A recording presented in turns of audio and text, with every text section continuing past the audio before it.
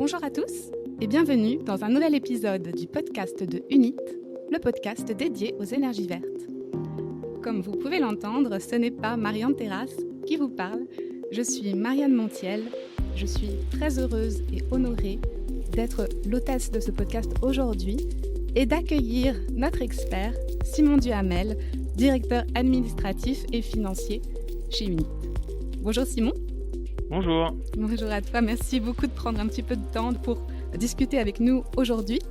C'est la deuxième fois que tu viens sur ce podcast, Simon. Tu avais déjà parlé financement la première fois, en octobre dernier. Et à l'époque, tu avais notamment évoqué avec Marion l'importance des partenaires bancaires lorsqu'il s'agit de financer un projet ENR. Tu avais parlé de l'importance également de concevoir des projets qui soient rentables sur le long terme et de comment on gérait un petit peu les risques et les prévisions pour travailler efficacement. Aujourd'hui, nous allons continuer de parler financement, nous allons parler plus spécifiquement de comment on lève des fonds dans le secteur des ENR en 2024. Donc merci encore à toi d'être avec nous. Première question pour les auditeurs qui auraient raté l'épisode précédent où tu étais intervenu. Est-ce que tu peux te représenter ? Quel est ton parcours et quel est ton rôle aujourd'hui au sein d'UNIT ? Ouais, parfait. Donc, c'est Simon Duhamel, directeur administratif et financier du groupe UNIT. J'ai rejoint le groupe UNIT en mars 2022, ayant en charge la partie, comme l'intitulé du poste l'indique, la partie administrative et financière, avec en sus la charge de la Pologne, mais également de Green Access, une filiale qui commercialise des garanties d'origine et qui est le bras droit armé du groupe UNIT pour commercialiser ce qu'on appelle des corporate PPA ou des CAD, des contrats d'achat direct d'électricité. Précédemment à ça, moi j'ai travaillé pendant 8 ans dans une société dans le renouvelable qui était principalement spécialisée dans l'éolien et le photovoltaïque. Et précédemment à ça, un parcours quasi classique, je vais dire, avec pendant 4 ans de l'audit financier et un peu d'expertise en audit interne dans un domaine assurantiel. D'accord, donc une expertise assez longue de plusieurs années sur tous ces sujets-là. Au vu de mes cheveux blancs, je dirais que oui, effectivement. Très bien. Alors, Simon, le directeur administratif et financier que tu es a dû, je crois, être assez content ces derniers mois, puisque UNIT a reçu de très bonnes nouvelles. Un fonds très important d'investissement est entré à son capital. Est-ce que tu peux nous en dire un petit peu plus ? Ouais, effectivement, on a initié en février 2023 la recherche de réaliser une levée de fonds pour remplacer en fait 3 fonds qui étaient au capital du groupe UNIT. On avait absolument besoin, de par notre ambition et le fait qu'on avait énormément grossi, de trouver un nouveau partenaire financier pour rentrer au capital, mais aussi nous accompagner au long cours. Et donc, on avait initié cette démarche de levée de fonds qui finalement s'est décomposée en 2 parties. La première partie, c'est remplacer les anciens actionnaires qui étaient présents depuis un certain nombre d'années, donc 3 investisseurs financiers, et en plus de ça, trouver un partenaire qui avait entre guillemets la capacité à injecter de l'argent au fil de l'eau sur du long terme, justement pour financer tout ou partie de nos projets qui sont en train d'être développés. Et donc, il y a un peu moins d'un mois, on a eu le plaisir effectivement de voir ce fonds Ardian rentrer au capital du groupe, qui va, dans un premier temps, remplacer les fonds historiques qui étaient Omnes, Société Générale et la BPI, et donc qui rentrent. Concomitamment à leur rentrée, il y aura une augmentation de capital, ce qui va nous permettre en tout cas d'avoir un peu plus de liquidité pour financer tous les projets qu'on va être à même de construire sur, on va dire, les 2, 3, voire les 6, 7, 10 prochaines années. D'accord, puisqu'en effet, UNIT, me semble-t-il, a une croissance assez conséquente ces derniers temps. La compagnie a réalisé un chiffre d'affaires de 45 millions d'euros, je crois, en 2023. Ouais, c'est ça, on a augmenté le chiffre d'affaires, ce qui dans une boîte d'infra, quelque part, veut pas dire grand-chose. Alors c'est un indicateur qu'il faut appréhender. Ce qu'il faut appréhender surtout, c'est le montant qu'on va devoir investir sur les prochaines années. Et aujourd'hui, en fait, on voit qu'on a un besoin substantiel d'investissement supplémentaire au cours des 10 prochaines années qui va pratiquement frôler le milliard d'euros. Aujourd'hui, dans une société dont le capital appartenait, et j'emploie l'imparfait, on va dire, majoritairement à une famille, c'est difficile de demander à une famille d'investir 200, 300, 400 millions d'euros si on compte la part en fonds propres pour justement qu'on puisse construire tous ces projets. Donc, il était important pour notre développement et notre croissance que de s'associer, avec un partenaire, en tout cas qui a cette capacité d'investir au long cours. D'accord. Donc oui, si je comprends bien, finalement, Ardian, c'est un fonds d'investissement qui est très sérieux, qui a des garanties assez solides et qui va être capable de soutenir finalement votre stratégie et la croissance d'Unit dans les prochaines années. Finalement, disposer d'un fonds comme Ardian, est-ce que c'était absolument indispensable pour vous pour tenir ces objectifs ou est-ce que vous auriez pu faire sans? Dans les faits, on peut toujours faire sans, sauf que notre stratégie, en fait, aurait dû évoluer. Aujourd'hui, la stratégie du groupe, c'est de développer, construire, exploiter et conserver nos actifs qu'on a développés. On aurait pu faire comme certains de nos confrères, réalistes, c'est-à-dire ils développent, ils obtiennent les autorisations, soit au financement, un peu avant le financement ou à l'injection du premier kilowattheure, ils vendent des projets à des tiers. C'est clairement pas la stratégie du groupe. Le groupe, en tout cas, a vocation à être ce qu'on appelle un IPP, un IPP, c'est-à-dire finalement d'être un producteur indépendant d'énergie renouvelable. Et donc, de ce fait, on se devait, sans changer notre stratégie, de s'associer à ce type de fonds. D'accord. Alors, outre les avantages financiers évidents qu'on comprend bien, je me demande tout de même quelles sont les conséquences en fait de l'arrivée d'un fonds d'investissement comme celui-ci au capital de la compagnie. Unit, c'est une entreprise, on l'a répété à plusieurs reprises sur ce podcast, qui a un ADN assez singulier. Tu as parlé de la gestion familiale, il y a également un ancrage territorial très important. Finalement, est-ce que tout va changer avec l'arrivée d'Ardian dans la compagnie? En tout cas, je l'espère pas, c'est clairement pas l'objectif. On a eu un process qui a été long, hein, qui a été initié il y a plus d'un an. On a eu le temps de discuter avec un certain nombre de fonds et déjà un des premiers filtres, outre les aspects, technico-financiers et cetera, il y avait, des discussions qui tournaient autour de l'état d'esprit, de l'ADN du fonds d'en face. Ce qui est intéressant, c'est qu'Ardian, en fait, a réalisé un fonds qui s'appelle Evergreen et donc Ever, finalement, ça veut dire ever and ever, c'est pour toujours, donc une relation long terme.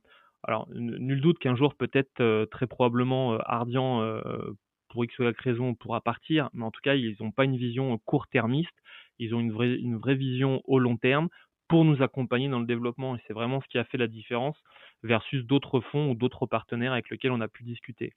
Il ne faut pas oublier non seulement que certes, il rentre au capital, mais aujourd'hui, la famille est toujours présente. Le président reste, le directeur général reste, le CODIR, le comité de direction reste en place.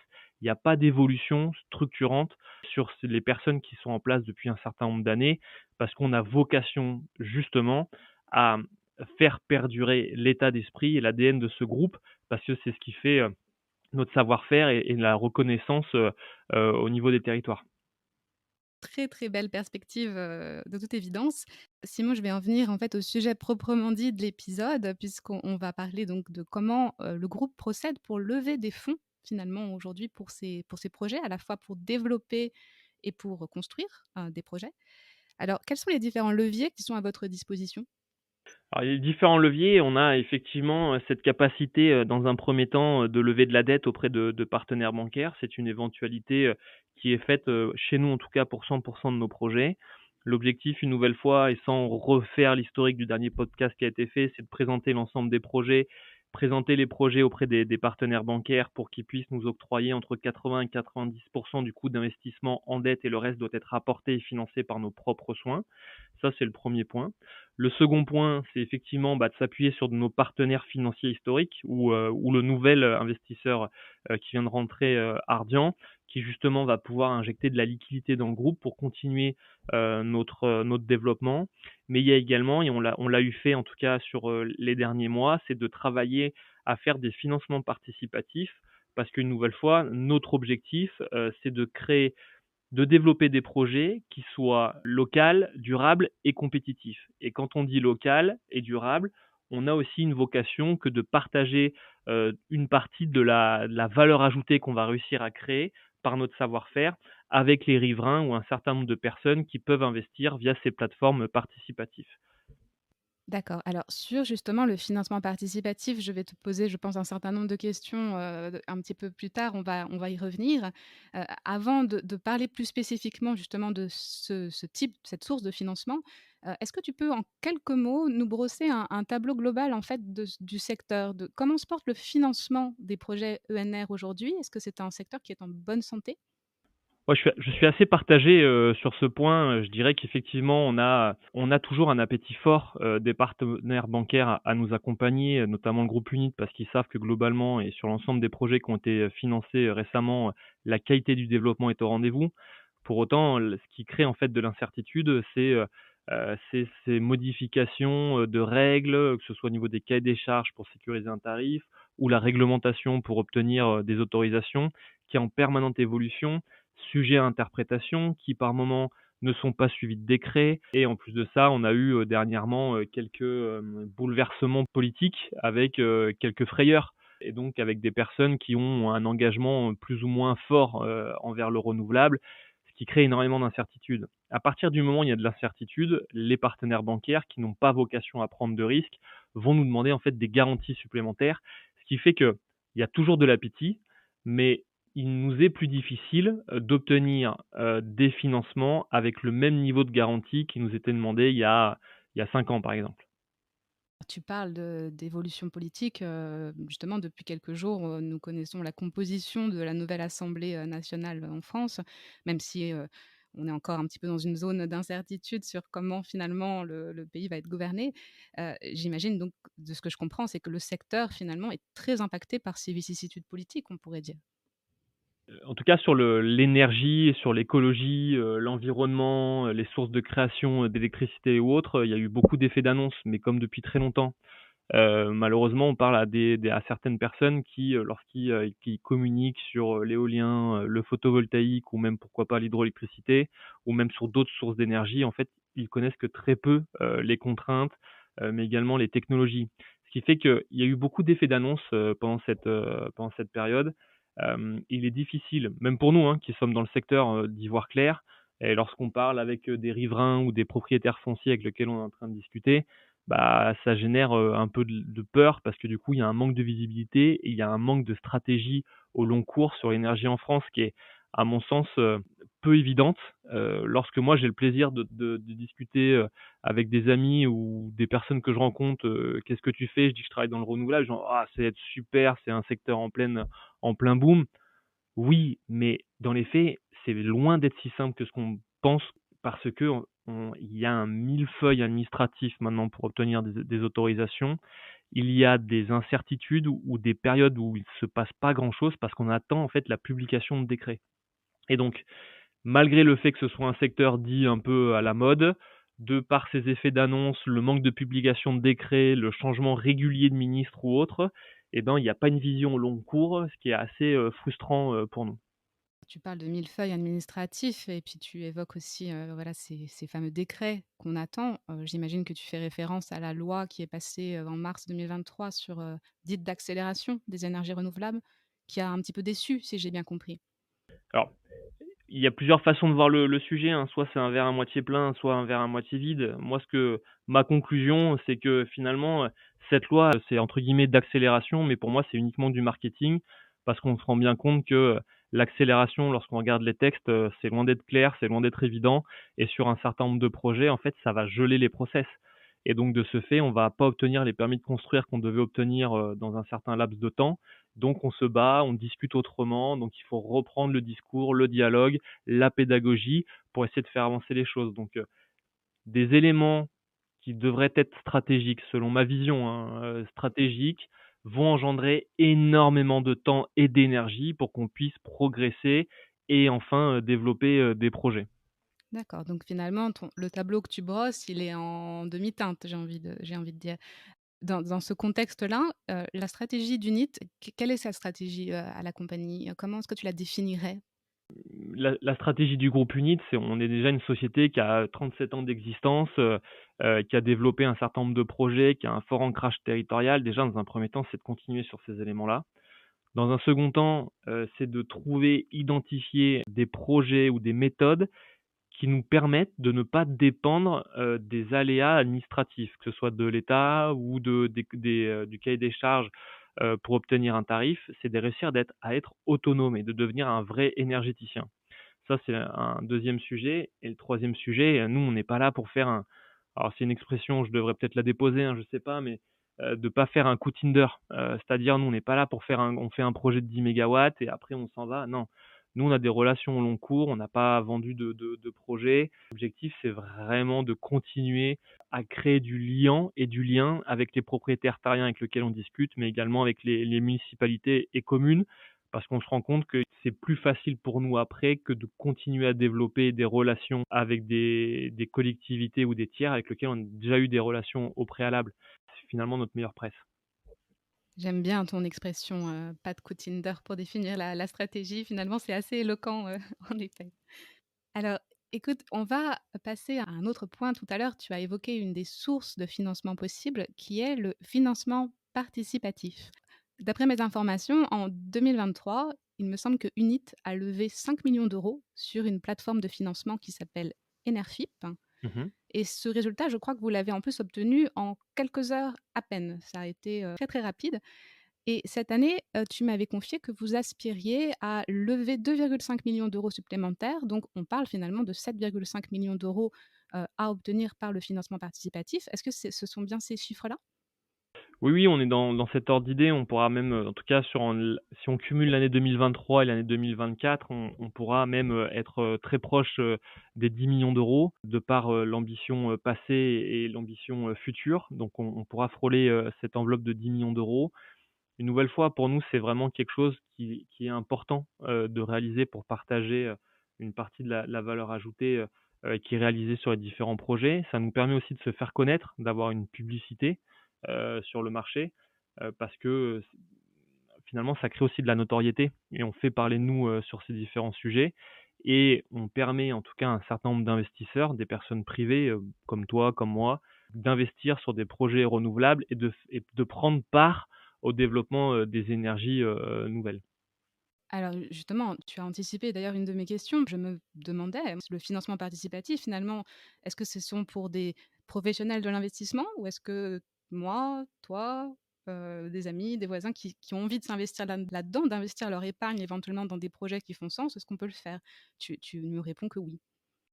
Ouais, bien effectivement, il y a des règles, à respecter, c'est-à-dire qu'il faut être, domicilié français, enfin d'être domicilié, avoir une adresse, en France, faut donner la carte d'identité et cetera. Mais toujours est-il que des personnes physiques comme toi et moi ou comme d'autres, mes parents, mes grands-parents, enfin voilà, tout type de personnes, à partir du moment où on est majeur, ont la capacité à investir, sur ce type, de projet. Pour mémoire, c'est des investissements, c'est-à-dire que on va investir 100 euros, je prends cet exemple-là, on investit 100 euros sur 3 ans et c'est rémunéré entre 7,5% et 7,75% et le capital est remboursé in fine, c'est-à-dire à la fin des 3 ans. Donc chaque année, on récolte les intérêts et à la fin de la troisième année, on récupère le capital.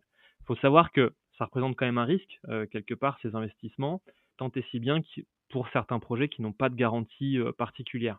Le groupe Unit, lui, a fait le choix de dire non, non, nous, on vous garantit, donc c'est quasi sans risque. Le risque zéro n'existe pas, mais en tout cas, nous, on a limité le risque à 99,9%, c'est-à-dire que ce sont des sociétés qui dépendent capitalistiquement du groupe Unit, qui ont levé cette dette auprès de particuliers, d'investisseurs, et le groupe Unit dit si pour X ou Y raison il se passe quelque chose au niveau de cette société, le groupe Unit paiera en tout cas la dette qu'elle a envers les particuliers.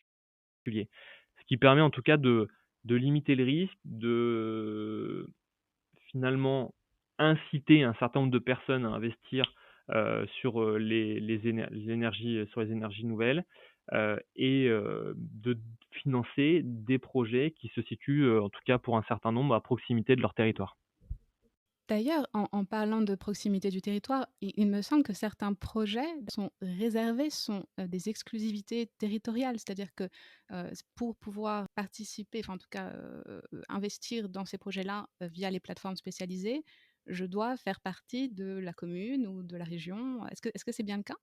Effectivement, il y a cette possibilité qui est allouée, notamment dans le cadre du cahier des charges, de la CRE pour obtenir un tarif. Effectivement, on a la possibilité de cocher une case et effectivement, il faut que le département où se situe le projet ou les départements limitrophes, ce soit ces, territoires qui investissent, dans un premier temps. Nous, le groupe Unit, on avait fait le choix en fait de ne pas, cocher cette case à un instant T, mais de prioriser dans un premier temps les personnes qui sont dans la commune du projet, parce qu'on pense que c'est important et on a réussi à créer du lien avec eux depuis de 5 ans de développement. Donc on pense que c'est important qu'ils soient prioritaires sans qu'on nous l'impose par ailleurs.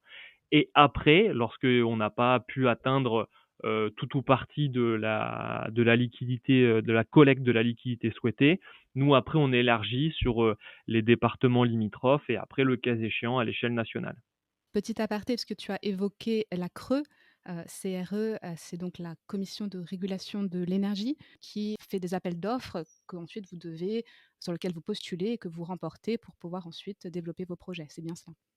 Exactement, c'est-à-dire que lorsque, entre autres, elle fait un certain nombre de choses, la CRE, donc Comité de régulation de l'énergie, mais effectivement, elle est la gardienne, du cahier des charges nous permettant, pour un certain nombre d'énergies éligibles, en fonction de, la technologie, la puissance, la localisation géographique et d'autres critères, on peut candidater des projets, nous permettant de sécuriser un tarif sur une certaine durée. Et une fois qu'on a sécurisé ce tarif, ça nous permet en tout cas d'envisager une construction. Il faut savoir tout de même que ces projets candidatés le sont alors que le développement a déjà été réalisé. Ça veut dire que sur un certain nombre de projets, ça fait au moins 3 ans, 4 ans, 5 ans qu'on travaille dessus. Et donc on est à risque pendant un certain laps de temps jusqu'à ce qu'on puisse sécuriser un tarif.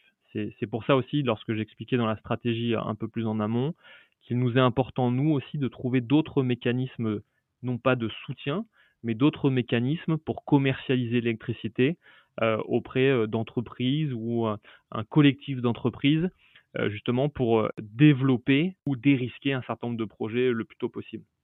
D'accord. Et pour ce qui est du financement participatif, proprement dit, vous passez par des plateformes qui sont spécialisées chaque fois? C'est une obligation, en fait, les plateformes, elles ont un agrément qui est donné par l'AMF, donc l'autorité des marchés financiers. Donc on peut pas, toutes les structures ne peuvent pas faire ça. Donc il faut déjà, s'assurer qu'il y ait bien un agrément.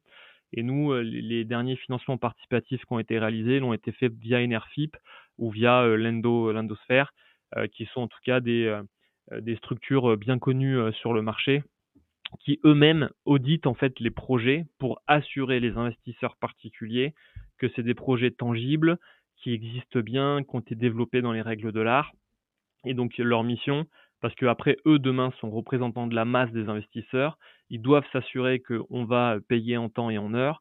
Et s'il y a des sujets, bah, quelque part, il y a un peu aussi leur réputation qui est engagée parce qu'ils ont fait des audits au préalable. Et donc, ce serait de mauvais augure qu'il se passe quelque chose. Donc ce sont des plateformes qui sont très fiables en fait, stables, qui offrent des garanties? Ça garantit effectivement, en tout cas, une qualité de l'investissement et puis pour nous, ça nous challenge, aussi en amont, sur un certain nombre de sujets. Et proposer en fait ce type de financement, est-ce que ça aide à l'acceptabilité des projets? D'ailleurs, est-ce que vous le proposez systématiquement lorsque vous construisez une centrale ou? On le propose pas systématiquement, mais on le propose, je dirais, dans 80 des projets. Ça dépend du contexte dans lequel on développe, les projets. Notre objectif, en tout cas, c'est de faire participer le plus grand nombre. Après, il y a aussi un sujet économique et là, il faut être très transparent. Rémunérer entre 7,5 7,75 on va dire 10 millions d'euros sur 3 ans, ça représente quand même un coût pour la structure. Mmh. Donc notre objectif pour nous, c'est de faire quelque chose qui soit durable dans le temps et pour le groupe UNIT, mais également pour les partenaires. Donc nous, notre objectif, c'est de le faire assez régulièrement, mais peut-être pas sur l'ensemble des projets, parce qu'il y a des notions de seuil à dépasser. Et je pense que sur des projets de petite taille, et c'est pas péjoratif quand je dis ça, il y a moins de sens économique que sur des plus gros projets. Voilà. Et quand tu dis des projets de petite taille, tu peux nous donner un ordre de grandeur à peu près? Bah, pour moi, sur des projets inférieurs à 5 mégawatts, 5 mégawatts, je pense qu'il y a un peu moins d'intérêt. D'accord, OK. J'ai entendu parler j'ai vu passer une expression qui est, les valeurs ESG. Il me semble que c'est pour environnement, social, gouvernance, qui sont des valeurs au cœur de ce qu'on appelle la finance durable. Finalement, Mmh. ce que tu décris par le financement participatif, s'investir dans des projets, d'UNIT qui contribuent à un modèle énergétique, durable, nouveau, ça fait partie de la finance durable. Effectivement, on peut l'aborder, sous ce biais-là. Il faut savoir aussi aujourd'hui qu'on a un certain nombre de partenaires bancaires. À partir du moment où on est capable de montrer qu'on fait des démarches, de type bilan carbone et que chaque année on améliore notre bilan carbone, on a des taux, ce qu'ils appellent des taux bonifiés. C'est-à-dire qu'en année 1, on va peut-être payer, je dis n'importe quoi, 4 et en année 2, parce qu'on a montré des efforts, on a investi, on a renouvelé l'ensemble de notre flotte automobile en passant d'un diesel ou d'un véhicule plus polluant à un véhicule moins polluant, qu'on a fait du bilan carbone, qu'on a incité nos collaborateurs à prendre le train et pas l'avion. C'est des exemples assez simples, mais c'est pour imager. Mhm. Et ben en fait, on a des taux bonifiés, c'est-à-dire que ce 4% va devenir 3,5%, etc. Et donc, on est vraiment dans cet état d'esprit de dire aussi qu'il faut partager et inciter, en tout cas, un certain nombre d'investisseurs à aller dans ce sens-là, parce que investir dans finalement sur les énergies a vraiment du sens. Qui plus est, si elles sont, en tout cas, des énergies nouvelles ou renouvelables. Alors, quand on évoque les projets, on parle beaucoup des centrales solaires, parce que tu l'as rappelé d'ailleurs dans l'épisode que tu as fait avec Marian en octobre dernier. La stratégie d'UNIT aujourd'hui, ça a été de se réorienter massivement vers le photovoltaïque et vers les centrales solaires, hein. Mais je me posais la question, qu'en est-il des autres énergies renouvelables? Qu'on parle de l'éolien, de l'hydroélectricité par exemple. Est-ce qu'elles ont autant la cote? Est-ce que c'est aussi facile, entre guillemets, de financer ces projets-là? La cote, ça dépend auprès de qui. C'est toujours pareil, hein, c'est les goûts, les couleurs, c'est toujours très discutable. Aujourd'hui, en fait, développer des projets éoliens, j'ai envie de dire que c'est relativement plus compliqué que d'autres énergies parce que ce qui est visible est nuisible, qu'il y a un certain nombre de contraintes à respecter, donc c'est plus difficile que d'autres énergies, ça c'est une certitude. Pour autant, il est toujours possible d'en développer et de financer des projets ou à minima de faire ce qu'on appelle du repowering, c'est-à-dire remplacer des vieilles machines pour les remplacer par des nouvelles machines, ce qui permet bien souvent en tout cas de diminuer l'impact visuel parce qu'au lieu d'avoir 10 petites machines, on peut mettre à la place par exemple 5 un peu plus grosses machines, ce qui fait que quoi qu'il en soit, il y a un impact visuel qui est moindre. Donc l'éolien, plus difficile. L'hydroélectricité, aujourd'hui, il y a très peu de développement en hydroélectricité. Il y a un certain nombre de projets qui sortent de manière annuelle, mais ça reste faible et on le voit au résultat des différents appels d'offres sur l'hydroélectricité. Il y a de moins en moins de projets qui sont candidatés, soit en termes de puissance, soit en nombre de projets, parce qu'il y a des contraintes environnementales lourdes à respecter, ou en tout cas, il y a beaucoup de discussions avec les administrations, ce qui fait que obtenir les autorisations, c'est un sacré parcours et il faut avoir en tête que développer un projet d'une puissance supérieure à 1 méga 5 en hydroélectricité, c'est à minima 8 ans de développement. Et l'éolien, on est entre 8 et 10 ans, voire 12 ans s'il y a des recours. Donc ça prend énormément de temps. Le photovoltaïque a cet avantage d'être une énergie, en tout cas, qui présente moins d'impact visuel, moins d'impact environnemental et qui, de ce fait, se développe de manière un peu plus rapide. Voilà. Donc peut-être finalement la source d'énergie renouvelable la plus consensuelle aujourd'hui, on pourrait presque dire? Ouais, effectivement. Après, c'est aussi une énergie qui a, ses contraintes ou ses défauts. Donc il faut réussir à faire quelque chose de cohérent pour un mix énergétique, qui a du sens. Globalement, le photovoltaïque va beaucoup produire entre 11 heures et 15 heures, et après un peu moins. Sauf que lorsque, on a besoin d'électricité à 19 heures, c'est pas la source d'énergie favorite qui va être injectée dans le réseau. Donc de ce fait, c'est pour ça que nous, on prône le fait aussi qu'il y a un mix énergétique. L'éolien, en fait, en fonction des vents, de la localisation, etc., va injecter à d'autres moments. Notre objectif, nous, aujourd'hui, en tant qu'énergéticiens, c'est d'avoir la courbe de production qui se cale au mieux de la consommation des différents consommateurs. C'est pour ça qu'il y a un mix énergétique qui est très important à avoir. D'ailleurs, j'ai vu passer, à ce sujet-là, il me semble qu'il y a une discussion en cours pour changer les fameuses, heures creuses, et pour, les tarifications justement de l'électricité. Il me semble que pour pouvoir, Ouais. voilà, prendre plus en considération les énergies renouvelables qui produisent, non pas la nuit, mais généralement le jour, qu'on discute de changer ces heures-là. Exactement, parce qu'en fait, on le voit, il y a un vrai boom du solaire. Donc, en fait, on le voit hein, sur les différentes courbes d'RTE ou d'Enedis ou autres, que entre 11 heures et 15 heures, notamment sur les périodes estivales, il y a un vrai pic de production. Et donc, de ce fait, il faudrait changer les habitudes. Alors, pour moi, c'est peut-être les habitudes de mes parents ou de mes grands-parents, et de dire, bah, arrête, maman, de lancer la machine à 21 heures ou 22 heures. Ça n'a pas vraiment de sens parce que finalement, là où tu produis de l'énergie renouvelable dite propre, ça va être entre 11 heures et 15 heures, et non plus le soir où on fait tourner d'autres énergies qui sont par définition peut-être un peu moins propres. Écoute, je crois que nous arrivons au bout de mes questions et donc au bout de cet épisode. Est-ce qu'il y a quelque chose peut-être que tu voudrais ajouter? Qu'est-ce qui est prévu pour Unit en 2024 ou est-ce que tu as un message éventuellement à faire passer? En tout cas que c'est un marché, qui est en permanente, évolution. Moi, ça va faire 10 ans que je travaille dessus. Chaque année, on a des évolutions réglementaires ou autres. Pour autant, on continue à avancer, on continue à développer des projets, donc il faut garder, cet optimisme, en tout cas qui est essentiel. Je pense que c'est à chaque collaborateur, en tout cas ou collaborateur, mais également à chaque entreprise d'anticiper le marché de demain. Travailler sur des contrats d'achat direct d'électricité en travaillant avec, des corporates, travailler sur des solutions de stockage justement pour, être le plus proche possible de la courbe de consommation. Hem, c'est un marché qui, même si on arrive à une certaine maturité, il y a énormément à faire et donc il faut, s'intéresser, aux marchés qui sont européens ou internationaux parce que certains ont quelques années d'avance, sur un certain nombre de critères. Donc s'intéresser et puis il faut compter aussi sur cette nouvelle, génération qui arrive, sur le marché du travail, qui ont plein d'idées, des bonnes et des moins bonnes, mais ça c'est le jeu. Mais c'est en finalement brainstormant qu'on y arrive. Donc, en tout cas, une vraie fierté que de travailler dans ce secteur d'activité. Ouais, ce serait ce mot-là pour atténuer peut-être un peu de pessimisme que j'ai eu un peu plus haut. Alors d'ailleurs, Marian, pour terminer, l'épisode dans lequel tu étais intervenue en octobre dernier, tu avais posé une question qui était finalement: «Pourquoi continuer de travailler dans les ENR aujourd'hui?» Et tu avais, évoqué justement cet optimisme et cette motivation qui était la tienne. Alors est-ce que la réponse, elle a changé?